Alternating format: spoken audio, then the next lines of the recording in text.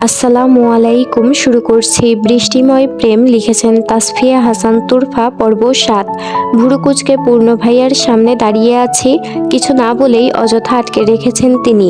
এর মধ্যেই খেয়াল করলাম উনি আস্তে করে পা সরালেন আমার ওড়নার উপর থেকে। এতক্ষণ ধরে এটারই অপেক্ষায় ছিলাম আমি, তাই দ্রুত বেগে মাটি থেকে ওড়নার অংশ তুলে নিয়ে চলে যেতেই উনি তড়িৎ গতিতে আমার সামনে এসে দাঁড়ালেন। হঠাৎ করে তাকে নিজের সামনে দেখে ভয় পেয়ে আমি রেলিংয়ের দাঁড় ঘেঁষে দাঁড়ালাম। ওনার রাগ ভরা মুখ যেন আমাকে সিগন্যাল দিচ্ছে তার সামনে থেকে পালানোর জন্য। সাইড দিয়ে পালানোর চেষ্টা করতেই উনি হাত ধরে আটকালেন আমায়। তার শক্ত মুঠোয় ছটফট করতে লাগলো আমার ছোট্ট হাত, কিন্তু উনি সেদিকে ভ্রুক্ষেপ না করে চোখ রাঙিয়ে থামালেন আমায়। তারপর আস্তে করে হাত ছেড়ে দিলেন। হাঁপ ছেড়ে বাঁচলাম যেন আমি। তবুও শান্তি পেলাম না, কারণ আমি না পারছি পালাতে, না পারছি নড়তে। কি বিশ্রী একটা অবস্থায় ফেসে গেছি এই লোকটার সাথে। হঠাৎ আমার মনে চিন্তা হলো, কেউ যদি আমাদের এইভাবে দেখে তবে কি মনে করবে। আশেপাশে তাকিয়ে দেখলাম না, কেউ নেই এদিকটায়। সবাই হয় ছাদে, না হয় নিচে ব্যস্ত যে যার মতো। যদিও আমাদের মধ্যে যথেষ্ট দূরত্ব রেখেই দাঁড়িয়েছেন উনি, কিন্তু তাও এভাবে দুজন মানুষকে একাকী দেখলে স্বাভাবিকভাবেই উল্টাপাল্টা ভাবতে পারে মানুষ। আমি তো তাহলে ভরা সন্ধ্যায় বিয়ে বাড়িতে বদনাম হয়ে যাব। হায় হায়, সমস্যা কি তোমার? আমার ভাবনার মাঝেই রাগী গলায় দাঁতে দাঁত চেপে জিজ্ঞেস করলেন উনি। তার প্রশ্ন শুনে তাজ্জব বনে গেলাম। নিজেই আমাকে অযথা রাগ দেখিয়ে আটকে রেখে আবার নিজেই জানতে চাচ্ছে সমস্যা কি। মনে প্রশ্ন উকি দিল, আচ্ছা ওনার কি মাথার তার ছিঁড়া আছে নাকি দুই একটা? কথা বলছো না কেন স্টুপিড? কি সমস্যা তোমার, আমাকে বলো। তার কথা শুনে রেগে গেলাম আমি। প্রথমত, আমাকে স্টুপিড বললে আমি কোনো কথাই বলবো না। আর দ্বিতীয়ত, আপনি কিসের সমস্যার কথা বলছেন আমি কিছুই বুঝতে পারছি না। সমস্যাটা তো আপনার মাথায় আছে বলেই মনে হচ্ছে আমার, নয়তো আমাকে অযথা আটকে রাখবেন কেন এইভাবে? Shut up. তোমাকে শক করে আটকে রাখার প্রতি কোনো ইন্টারেস্ট নেই আমার, বুঝেছো? তোমার জন্য যে একটু আগে আমার হয়রানি হতে হলো, সেটার দায়ভার তুমি ছাড়া আর কে নিবে বলো? ওনার কথা শুনে আমি আকাশ থেকে পড়লাম। আমার জন্য ওনার হয়রানি হয়েছে মানেটা কি? আমি তো কিছুই করিনি, কিন্তু ওনার ভাবভঙ্গিমা দেখে তো মনে হচ্ছে সত্যি কথাই বলছেন তিনি। তাই গোল গোল চোখে অবাক হয়ে ওনাকে জিজ্ঞেস করলাম, আমি না সত্যিই বুঝতে পারছি না আপনি কিসের কথা বলছেন। আর কিছু হলেও আই প্রমিস আমি কিছুই জানি না, আর আমি ইচ্ছে করে কিছুই করিনি, ভয়ে ভয়ে। যাক, ফাইনালি লাইনে এসেছো। তবে কাজটা তুমি ঠিক করনি। ছোট মানুষ আছো, ছোট মানুষের মতোই থাকবে। যাকে তাকে আমার ইনফরমেশন দেওয়ার চেষ্টা করবে না আর কখনো, বুঝেছো? কড়া চোখে ধমক দিলেন আমায়। চোখ পিটপিটিয়ে তাকিয়ে রইলাম ওনার দিকে। আমি আবার কাকে তার ইনফরমেশন দিয়েছি? কয়েক মুহূর্ত মাথা কাটাতেই মনে হলো সামা আপুর কথা। হ্যাঁ, আমি তো ওনাকে বলেছিলাম পূর্ণ ভাইয়ার কথা। তার মানে উনি নিশ্চয়ই বলে দিয়েছে। ধুর, কাজটা মোটেও ঠিক করলো না আপু। পূর্ণ ভাইয়াকে পটাতে পারলেন না বুঝলাম, তাই বলে আমাকে এভাবে ফাঁসিয়ে দেওয়ার কোনো মানে হয়? ধরা পড়া চোরের মতো মাথা চুলকে ইতস্ত হাসলাম তার সামনে, কিন্তু আমার হাসি তার ভাবমূর্তির বিন্দুমাত্র পরিবর্তন ঘটালো না। উনি একইভাবে চোখ পাকিয়ে আছেন আমার দিকে। তবে আমার মনে চলছে অন্য কথা। সামা আপু ঠিক কী করেছেন যার কারণে পূর্ণ ভাইয়াকে হয়রানি হতে হলো? জানার লোভ সামলাতে পারছি না, আবার ভয়ে তাকে কিছু জিজ্ঞেসও করতে পারছি না। এমনিতেই রেগে আছেন, না জানি আবার কখন ধমক দেন। তবে বেশিক্ষণ চুপ থাকতে পারলাম না আমি। কৌতূহলের বশে চকচকে দৃষ্টিতে এক পর্যায়ে জিজ্ঞেস করেই ফেললাম, আপু কি করেছেন ওনার সাথে? ভেবেছিলাম হয়তো বলবেন না আমায়, না হয় রেগে কিছু শোনাবেন, কিন্তু আমাকে অবাক করে দিয়ে উনি বলতে শুরু করলেন, আমার ভাই বোনদের সাথে কথা বলছিলাম স্টেজের পাশে, তখন তোমার ওই গুণধর কাজিন এসে গায়ে পড়ে কথা বলতে শুরু করলো আমার সাথে। প্রথমে ভাবলাম বিয়ে বাড়িতে খোঁজখবর অনেকেই নেয়, তাই ভদ্রভাবে এড়িয়ে যাচ্ছিলাম ওকে। সারানা কি যেন নাম ছিল ওর, সামা। আমি শুধরে দিলাম ওনাকে, কিন্তু বিনিময়ে ওনার তীক্ষ্ণ রাগের দৃষ্টি ছাড়া কিছুই পেলাম না। হ্যাঁ সামা নাম, যাই হোক, কিন্তু মেয়েটা খুব নাছোড়বান্দা। তুমি ওকে আমার কথা বলে একদম ঠিক করনি। আমি বরের বড় ভাই হয়েও কেন এখনো বিয়ে করিনি, আবার আমি কাউকে ভালোবাসি কিনা, ওকে দেখতে ভালো লাগছে কিনা, ওর সাথে প্রেম করব কিনা, এগুলো পর্যন্ত জিজ্ঞেস করেছিল আমাকে। সোজা কথায় যাকে ফ্লার্টিং বলে ভাবা যায়? উফ, ডিসকাস্টিং। প্রচণ্ড বিরক্তি নিয়ে শেষ করলেন পূর্ণ ভাইয়া। ওনার মুখ দেখে আর সামা আপুর কর্মকাণ্ড কল্পনা করে আমার ভেতরে হাসির বন্যা বয়ে যাচ্ছিল। অনেক কষ্টে ঠোঁট টিপে নিজেকে সামলানোর চেষ্টা করছিলাম, কিন্তু তার চোখ এড়াতে পারলাম না।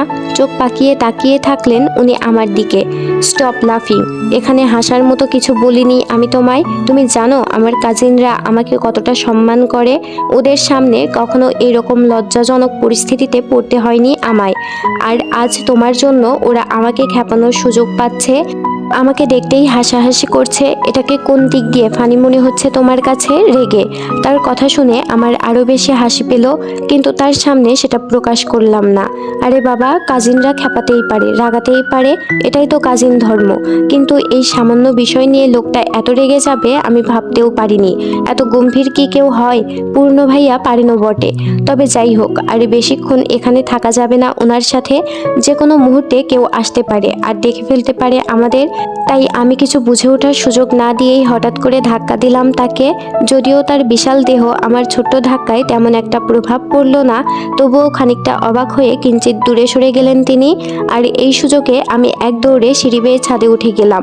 তাড়াহুড়ো করে ছাদে উঠতেই রায়হান ভাইয়ার সামনে পড়লাম। তার হাতে খাবারের ট্রে ছিল। হঠাৎ করে নিজের গতি সামলাতে না পারলেও কোনো মতে তার পাশ কাটিয়ে নিজেদের ধাক্কা লাগা থেকে রক্ষা করলাম আমি। কিন্তু ওনার হাতে থাকা ট্রের সাথে বাড়ি ঠিকই খেলাম হাতে। ট্রের সুচারু কোণ হাতে লাগতেই নিচ থেকে সূচক ধ্বনি বের হলো আমার মুখ দিয়ে। আর চোখে হাতের দিকে তাকিয়ে দেখি ছিলে গিয়েছে কনুইয়ের নিচের অংশটা, খানিকটা রক্তও বের হচ্ছে ওখান থেকে। এদিকে ঘটনার আকস্মিকতায় হকচকে গেলেন রাইহান ভাইয়া। পাশের টেবিলে ট্রেটা রেখে আমার দিকে এগিয়ে এলেন তিনি। তুরফা, হাতে কোথায় ব্যথা পেয়েছো তুমি? দেখি একটু, বেশি লেগেছে কি তোমার? চিন্তিত মুখে প্রশ্ন করলেন উনি। তার মুখ দেখে বোঝা যাচ্ছে বেচারা গিলটি ফিল করছে তার হাতে রাখা ট্রে দিয়ে আমি আঘাত পেয়েছি বলে। তাই ছিলে যাওয়া অংশের উপর ওড়না দিয়ে ঢেকে ব্যথা পাওয়া সত্ত্বেও আমি মুখে ছোট হাসি টেনে বললাম, আরে না ভাইয়া, আমি একদম ঠিক আছি। এইসব ছোটো মোটো ব্যথায় তুরফার কিছু হয় না। খানিকটা ভাব নিয়ে বললাম তাকে হালকা করার জন্য। আমার কথা শুনে উনি হাসলেও যেন পুরোপুরি সন্দেহমুক্ত হলেন না। তুমি সত্যি বলছো তো? দেখো তুরফা, আঘাত পেলে লুকিও না, নিচে চলো, মলম দিচ্ছি, ওটা লাগালেই ঠিক হয়ে যাবে।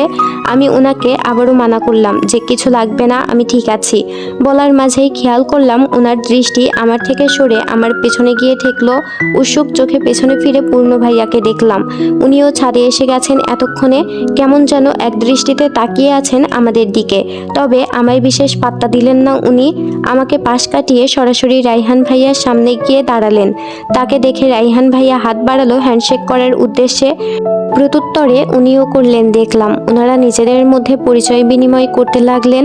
তাই আমিও আর কিছু না বলে চলে গেলাম ছাদের অন্য পাশে।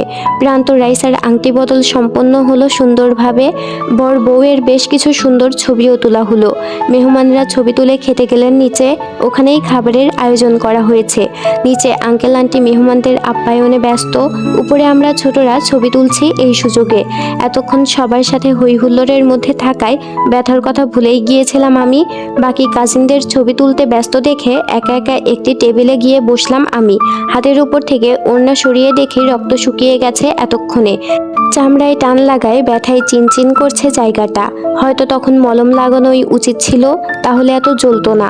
ভেবে একটা দীর্ঘশ্বাস ফেলে ফোন টিপতে লাগলাম আমি। একটু পরেই নিচ থেকে আন্টি ডাকলেন আমায়। মনে হয় কোনো সাহায্য দরকার, তাই টেবিলের উপরে ফোন রেখেই তাড়াতাড়ি নিচে নেমে গেলাম আমি। মিনিট পাঁচেক মেহমান আপ্যায়ন করে ক্লান্ত হয়ে ছাদে ফিরলাম। ফোনের কথা মাথায় আসতেই টেবিলের কাছে গেলাম। ক্লান্ত গায়ে চেয়ারে হেলান দিয়ে টেবিল থেকে ফোন তুলতেই তার পাশে একটি প্যাকেট চোখে পড়লো আমার। ভুরু কুচকে ভাবলাম এটা আবার কে রেখে গেছে এখানে? একটু আগে তো ছিল না। কৌতূহলবশত প্যাকেটটি খুলতেই চমকে গেলাম আমি। ওর ভেতরে একটা মলম রাখা, সাথে ব্যথানাশক ঔষধও আছে। এটা আবার কে আনলো? রাইহান ভাইয়া? কারণ উনি ছাড়া তো আর কেউ জানতো না আমার ব্যথার কথা।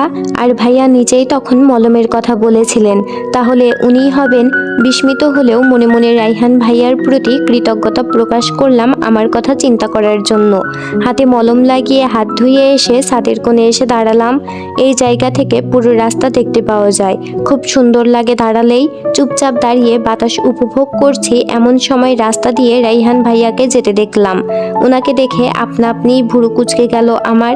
এতটুকু সময়ে ছাদে মলম রেখে আবার রাস্তা পর্যন্ত কিভাবে পৌঁছে গেলেন উনি, মাথায় খেলল না ব্যাপারটা। না, এত তাড়াতাড়ি এতখানি পথ যাওয়া আসা করা সম্ভব তো নয়। তাহলে কিভাবে কি হলো? হঠাৎ করে অবচেতন মনে প্রশ্ন উঠল, মলমটা অন্য কেউ রাখেনি তো? কিন্তু রাখলেও বা কে রাখবে? রাইহান ভাইয়া ছাড়া তো আমার ব্যথার কথা কেউ জানে না। চোখ মুখ কুঁচকে ভাবতে লাগলাম আমি মলমদাতার কথা। কে হতে পারে? তিনি কি আদৌ রাইহান ভাইয়া ছিলেন নাকি অন্য কেউ?